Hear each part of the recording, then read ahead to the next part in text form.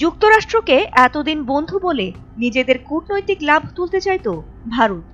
তবে Donald Trump আবারও দেখিয়ে দিলেন বন্ধুতা নয়, তাদের অগ্রাধিকার কেবল স্বার্থ।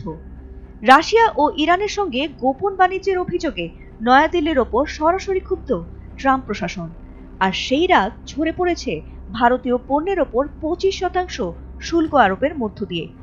তবে ট্রাম্পের এমন ঘোষণায় শুরুতে কোনো প্রতিক্রিয়া না জানিয়ে নীরব ছিল নয়াদিল্লি। দুদিন পর অবশেষে এ বিষয়ে পাল্টা হুঁশিয়ারি দিয়েছেন ভারতের প্রধানমন্ত্রী নরেন্দ্র মোদী। জনসভায় সরাসরি ট্রাম্পের নাম না নিলেও তার ভাষণে স্পষ্ট, ভারত এবার স্বদেশী পথে হেঁটে আমেরিকার চাপের কড়া জবাব দিচ্ছে। আর এই ঘোষণায় শুধু ভারতের রাজনীতি নয়, আন্তর্জাতিক বাণিজ্য অঙ্গনেও বাড়ছে জল্পনা কল্পনা। সংবাদ মাধ্যম এনডিটিভির এক প্রতিবেদনে এ খবর জানা গেছে।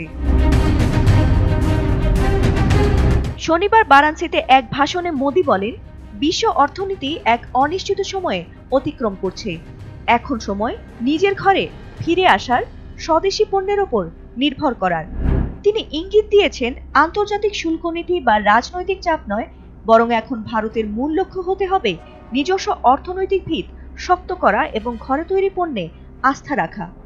মোদি আরও বলেন, প্রতিটি দেশ এখন নিজ নিজ স্বার্থকে অগ্রাধিকার দিচ্ছে। ভারতও খুব শিগগিরই বিশ্বের তৃতীয় বৃহত্তম অর্থনীতির দেশ হবে।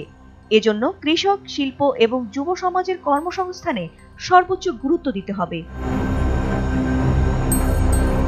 বিশ্লেষকদের মতে, ট্রাম্প প্রশাসনের এই শুল্ক আরোপ শুধু অর্থনৈতিকই নয়, বরং কূটনৈতিক চাপ প্রয়োগের একটি বড় কৌশল।